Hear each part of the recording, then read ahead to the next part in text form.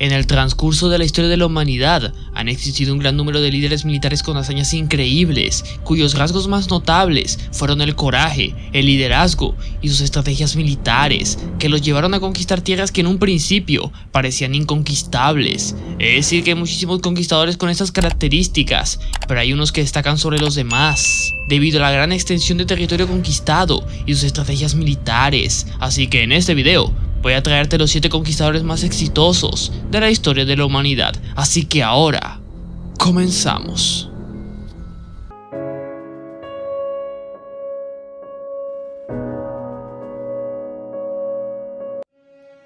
El estratega militar que abre este top es uno que llegó a tener varios títulos, como Rey de Reyes o Gran Rey.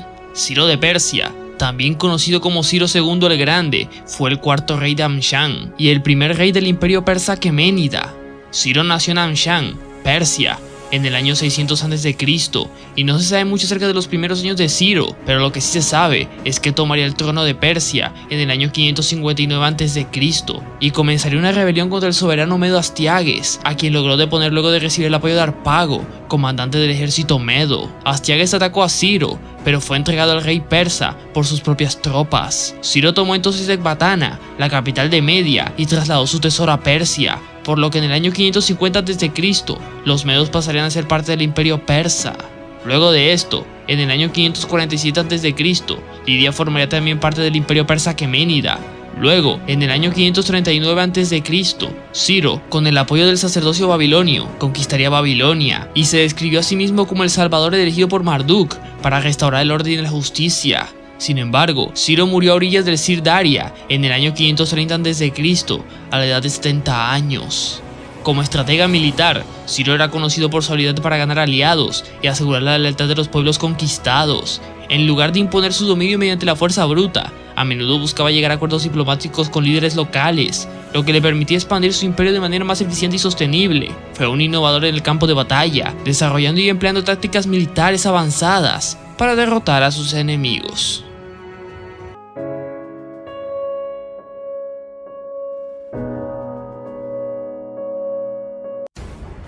Este conquistador es uno que llegó a conquistar casi todo el mundo conocido en su época. Alejandro Magno, también conocido como Alejandro III de Macedonia, fue un rey macedonio que conquistó la mayor parte del mundo conocido en el siglo IV a.C. y es considerado uno de los más grandes conquistadores de la historia. Alejandro nació en la ciudad de Pela, Macedonia, en el año 356 a.C.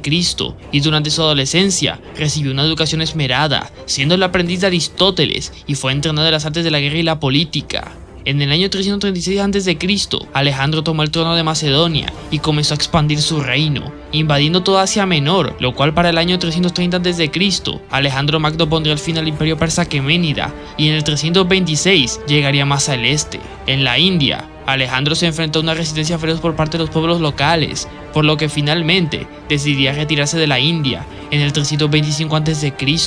Sin embargo, Alejandro murió en Babilonia en el año 323 a.C.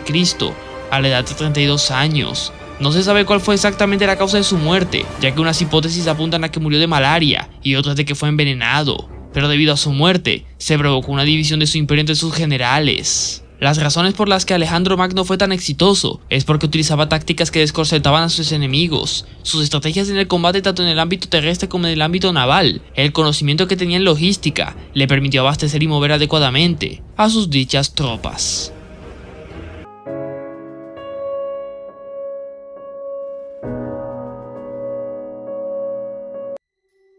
Los romanos a lo largo de su historia, desde el periodo monárquico hasta el imperial, tuvieron sus etapas de grandes estrategas militares, pero hay uno que destaca sobre los demás. Julio César fue un político y militar romano, miembro de los patricios Julio Césares, que alcanzó las más altas magistraturas del Estado romano y dominó la política de la República, tras vencer en la guerra civil que le enfrentó al sector más conservador del Senado. Julio César nació en el seno de la familia gens Julia, una familia patricia de escasa fortuna. Estuvo emparentado con algunos de los hombres más influyentes de su época. A sus 16 años de edad, el popular Lucio Cornelio Cinna lo nombró Flamen Dialis, cargo religioso del que fue relevado por Sila, con quien tuvo conflictos a causa de su matrimonio con la hija de Cinna. Julio César dirigió una serie de campañas militares en la Galia que subyugaron las tribus galas y expandieron el territorio romano. Entre los años 58 y 49 a.C., la conquista de Galia fue un hito importante en la carrera de César y le brindó un gran prestigio y poder político. Después realizó 2 expediciones a Britania, aunque no logró una conquista permanente. Tras su regreso de la Galia y Britania, César se enfrentó al Senado romano en una guerra civil, en la que Julio César venció a sus oponentes y se convirtió en el dictador perpetuo de Roma. Después de eso, Julio César intervino en una guerra civil en Egipto y salió con Cleopatra VII.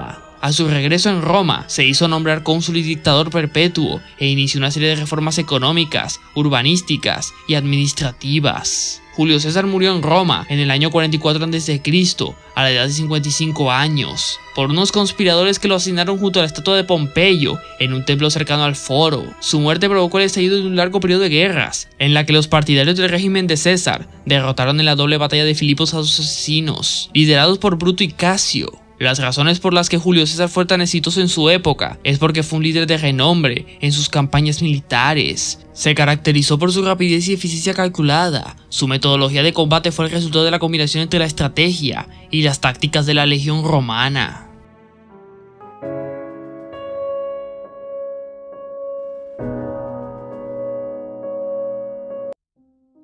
Ahora toca trasladarnos a la Edad Media, donde aparecerían un par de grandes estrategas militares. Carlomagno, también conocido como Carlos I el Grande, fue rey de los francos desde el año 768 d.C., rey nominal de los lombardos desde el 774 d.C. y se convirtió en el emperador que gobierna el Imperio Romano desde el año 800 hasta su muerte. Carlomagno nació en Aquisgrán en el 742 d.C. Ascendió al trono tras la muerte de su padre, Pipino el Breve, y fue corregente con su hermano, Carlomán I, que reinó entre el 768 y el 771 d.C., hasta que este murió. Una vez fue el único regente, Carlomagno no tardó en expandir su reino y se consideraba la cabecilla de la Iglesia Occidental, extendiendo en poder a los papas de la época. Lideró personalmente campañas militares con el objeto de cristianizar Europa y subyugar disturbios casi constantemente en los 46 años de su reinado. Carlomagno consiguió unir la mayor parte de Europa Occidental y Central y fue el primer emperador reconocido en gobernar Europa Occidental tras la caída del Imperio Romano de Occidente, aproximadamente 3 siglos antes. Carlomagno murió en Aquisgrán en el año 814 d.C., a la edad de 72 años, de pleuritis, por lo que su trono se le cedería a su hijo, Ludovico, quien había sido coronado el año anterior. Su imperio permaneció intacto una sola generación más. La historiografía afirma que la división específica entre los hijos de Ludovico dio pie a la formación de los modernos estados de Francia y Alemania. Las razones por las que Carlomagno fue tan exitoso en su época es porque dirigió personalmente a sus tropas en numerosas batallas, muchas de las cuales resultaron en victorias significativas que consolidaron su poder y expandieron su imperio. Estableció una serie de fortificaciones y defensas de las fronteras de su imperio para protegerlo de las incursiones de los pueblos vecinos, como los sajones al este y los musulmanes al sur.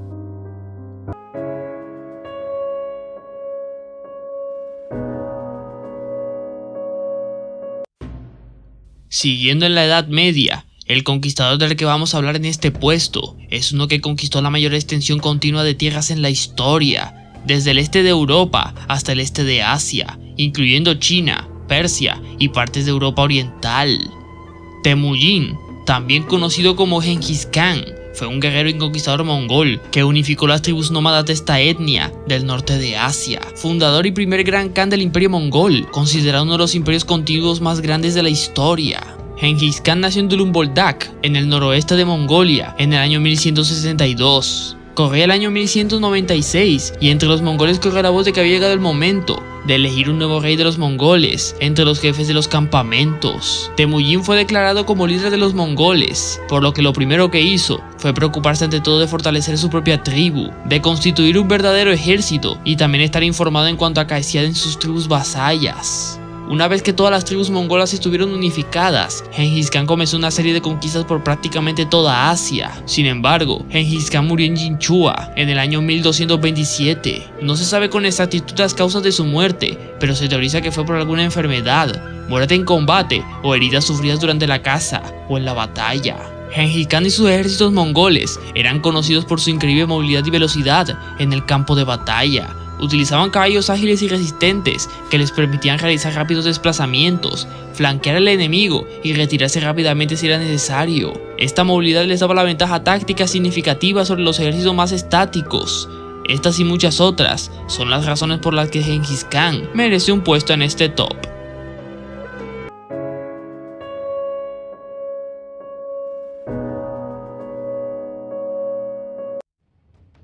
Entrando en la Edad Moderna, vamos a hablar de un conquistador y estratega militar que está bastante infravalorado a mi parecer. Hernán Cortés fue un conquistador español que dirigió la conquista del Imperio Azteca en lo que hoy es México a partir de 1519. Tras tomar la capital azteca de Tenochtitlan en 1521, Cortés saqueó Mesoamérica y se convirtió en el primer gobernante de Nueva España. Hernán Cortés nació en Medellín, España, en el año 1485. Hernán estudió Derecho en la Universidad de Salamanca desde 1499, pero a los 19 años decidió abandonar España y probar suerte en los territorios descubiertos del Caribe. Llegando al continente, Cortés realizó una exitosa estrategia de aliarse con determinados grupos indígenas para derrotar a otros. Fue de inestimable ayuda su relación con una mujer nativa, Doña Marina, la Malinche, quien le sirvió de intérprete y con quien tuvo un hijo llamado Martín. En 1521, con un ejército de apenas 600 españoles y más de 200.000 aliados indígenas enemigos de los aztecas,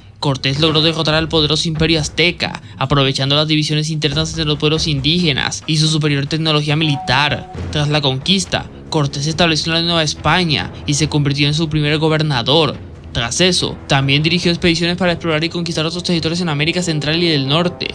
Hernán Cortés murió en la Castilleja de la Cuesta, España, en el año 1547, a la edad de 62 años, de disentería y pleuritis. Una de las estrategias más importantes de Cortés fue su habilidad para formar alianzas con grupos indígenas locales que estaban insatisfechos con el dominio azteca. Aprovechó las tensiones existentes entre los aztecas y los pueblos mesoamericanos para ganar aliados clave, como los tlazaltecas y los totonacas, que le proporcionaron tropas adicionales y conocimiento local. Además de sus habilidades militares, Cortés demostró ser un hábil diplomático al negociar con líderes indígenas y asegurar su lealtad o neutralidad en su lucha contra los aztecas. Esto le permitió concentrar sus esfuerzos en su objetivo principal, sin tener que preocuparse por las amenazas internas. Es por eso que Hernán Cortés fue un estratega militar bastante exitoso en su época.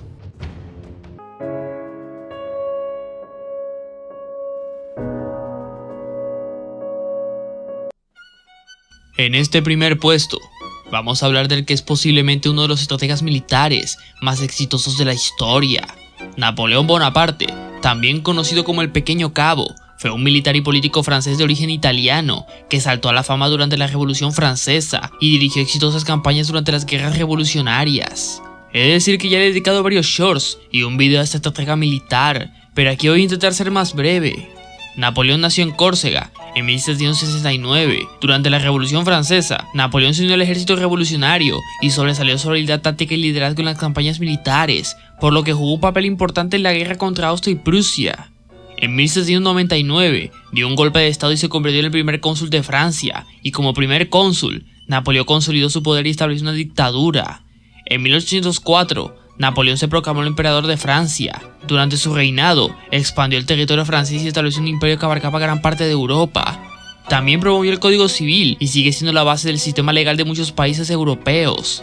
Napoleón fue derrotado en la batalla de Waterloo en 1815 y fue exiliado a la isla de Santa Helena. Napoleón murió allí el 5 de mayo de 1821 a la edad de 51 años. Napoleón introdujo y perfeccionó numerosas tácticas militares innovadoras que revolucionaron la guerra en su tiempo. Entre ellas se incluyen el uso eficaz de la artillería en el campo de batalla, la movilidad de sus tropas a través de marchas rápidas y la utilización de formaciones flexibles como la columna y la línea. A pesar de su genio táctico en el campo de batalla, Napoleón también era una estratega excepcional a nivel estratégico. Tenía una visión clara y a largo plazo de sus campañas militares, estableciendo objetivos estratégicos y políticos que a menudo alcanzaba con éxito. Es por esto que Napoleón Bonaparte es considerado como uno de los generales militares más exitosos de su época. Y bueno, hasta aquí ha llegado el video sobre los 7 grandes conquistadores de la historia de la humanidad. ¿Qué otros conquistadores así conoces? Por favor, me lo puedes dejar en los comentarios. Además de eso, dale me gusta al video y recomiéndame otros temas similares. Puedes seguirme en Instagram donde hago contenido similar y nos vemos en el próximo video. ¡Chao!